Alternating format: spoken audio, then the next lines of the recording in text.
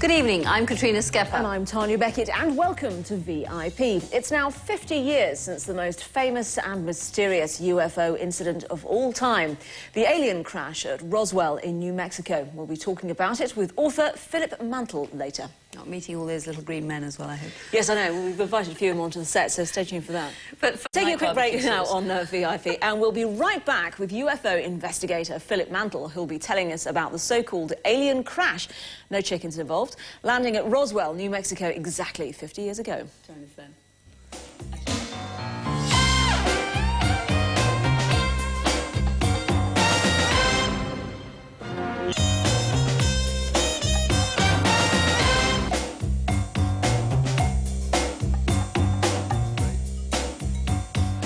Welcome back to VIP. It's now 50 years since the famous UFO crash at Roswell, New Mexico, an incident which has become one of the greatest alien mysteries of the 20th century. Well, joining me is Philip Mantle, top UFO investigator and co-author of a new book, Beyond Roswell. Welcome, Philip. Good evening. Philip, before we get into the incident itself and all the events that have happened since in the last 50 years, I'd like to ask you, what is your interest in this? I've been a UFO researcher for 18 years now, and I became interested in the so-called Roswell event around about 1993, and I've been interested in that and other things ever since. OK, well, let's go back 50 years to July 1947. A crash was seen, or there were witnesses who said that there was a crash. Tell me about where it happened and who saw it. Well, just outside of Roswell in New Mexico, a sheep rancher by the name of Mac Brazel, in early July 1947, found some strange wreckage on his land, the like of which he'd never seen before. He was a poor man, didn't have electricity, so he waited 3 days before he took some of this material into town. And he saw Sheriff Wilcox, the local sheriff, and the sheriff decided that this must be something to do with the Air Force, phoned Roswell Army Air Force nearby, who sent the base intelligence officer, Major Jesse Marcel, and another Air Force person to investigate. Marcel and another chap and Mac Brazel returned to the ranch, collected this material. So puzzled by this and so excited by it was Major Marcel. On the way back to base, he stopped at his home, showed the wreckage to his son, who was 11 years old at the time, and his daughter, and told his son, quite literally, you may be the first young man to see wreckage from another world. Let's take a look at what a reconstruction, actually, of what that wreckage looked like. It's quite a mess, actually. Look at it. It looks a bit like crumpled aluminium, really. Well, that's right. I mean, there was various parts of the wreckage. The two main parts were something that looked like aluminium, but when you crushed this material and let it go, it sprang back into its original shape. And there was also these beams, the beam that you see there, called an I-beam, and young Marcel Jr. at 11 years old noticed this writing on it, unlike anything he'd ever seen before, and he likened it to Egyptian hieroglyphics. This is a very good reconstruction. Major Marcel was unable to cut this material with a knife. He couldn't bend it, he couldn't dent it, he couldn't burn it. And it sort of springs back? Yes, if you crushed it in your hand, it was extremely lightweight, and let go, it just sprang back into its original shape without leaving a trace of it being crushed in the first place. So how big was this wreckage? How large? The wreckage covered an area of perhaps something like a quarter of a square mile. It wasn't just a small patch of wreckage. Right. There was quite a large amount of material. The Air Force secured the area, they cordoned the area off and collected every last piece of this. Major Marcel was part of that. Major Marcel was part of this, but unbeknown to him at the time, some miles away, about 3 or 4 miles away, the UFO, the main body of the craft, was later recovered. It was impacted into a rock face and was recovered by the military. And not only the UFO, but its occupants also. Let's take a look at a picture of that. Yes, That's again a reconstruction. It is an artist's impression. This was some miles away from the material found on Mac Brazel's ranch. As you can see, the main body of the craft is impacted into the rock face, and the creatures themselves are lying around it and in it, and the Air Force are arriving. The Air Force arrived to find civilians there, to their horror, and this was an archaeological expedition that was in the area looking for Native American Indian artifacts. They swore them to silence. You know, this was national security, and don't say a word to anyone. So I'm intrigued to know, you mentioned that they were aliens sort of wandering around, some of them damaged. How many are we talking about?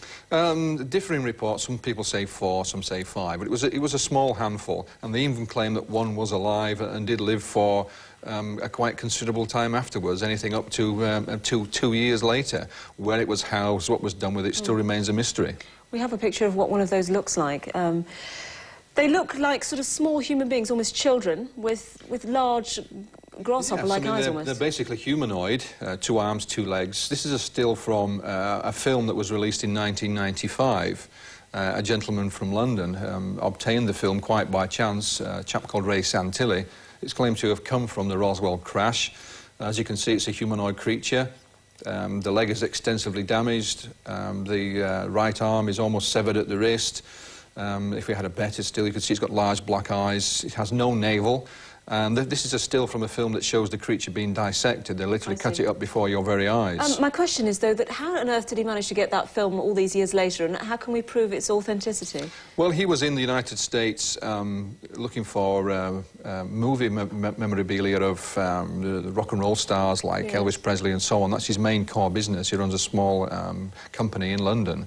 And an old chap he happened across had such material, but he claimed, not only have I got that, I've got something really extraordinary to show you, which was the autopsy film. He claimed that quite by accident he managed to keep a small part of it. He filmed it way back in 1947 and now wanted to sell the film. It was his granddaughter's wedding, and he sold the film to Ray Santilli. Let's hope she had a good wedding on the back. Well, I hope so indeed. A number of people have looked at the film. The special effects industry say, yes, we could replicate that, no problem. But we've also shown the film to a wide variety of surgeons and pathologists in many different parts of the world.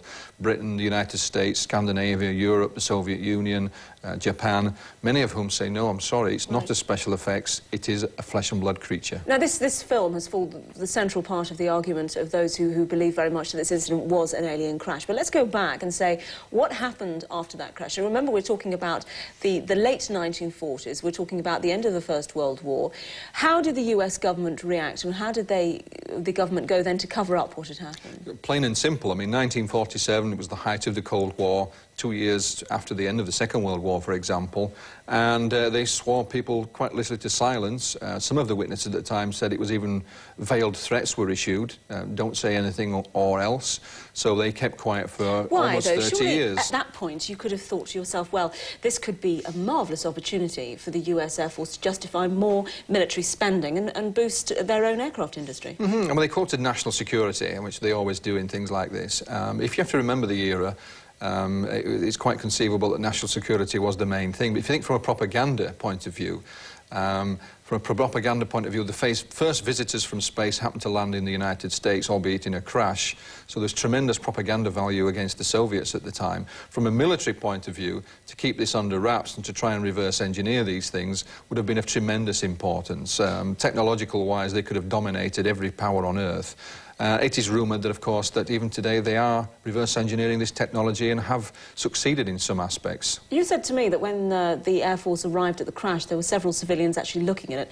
It seems to me that it would be very difficult to keep all those people quiet. Well, of course, they haven't. They kept them quiet for a certain length of time, yes. But once the dam was opened in 1978, Major Marcel, the first man on the scene as far as the military is concerned, came forward with his story. And although he died in 1987, he went on the record many, many times.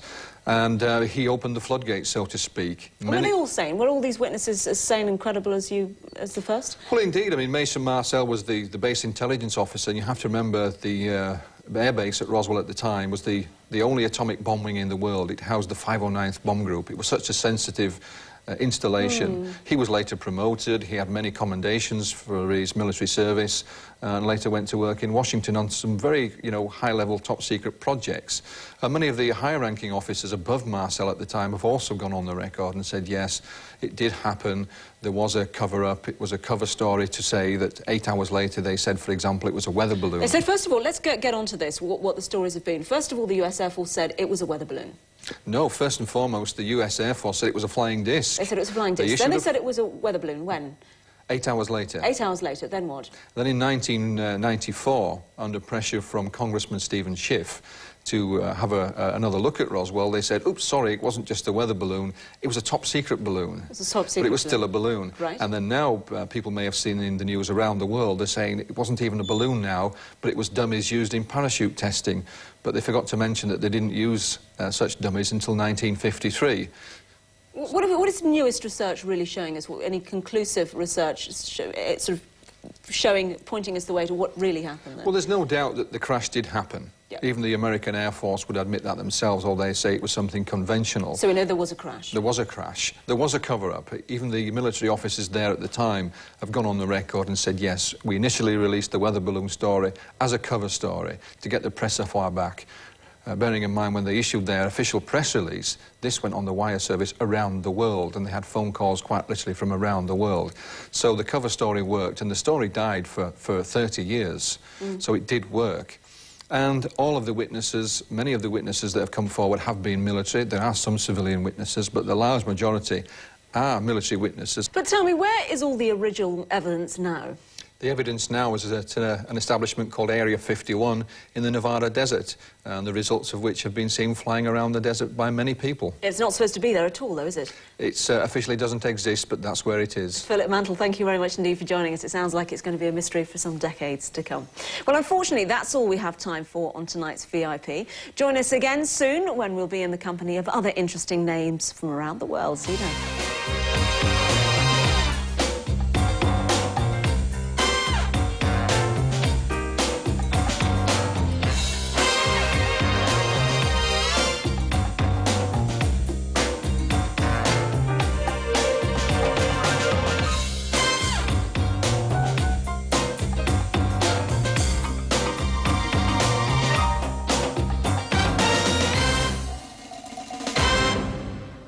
Talking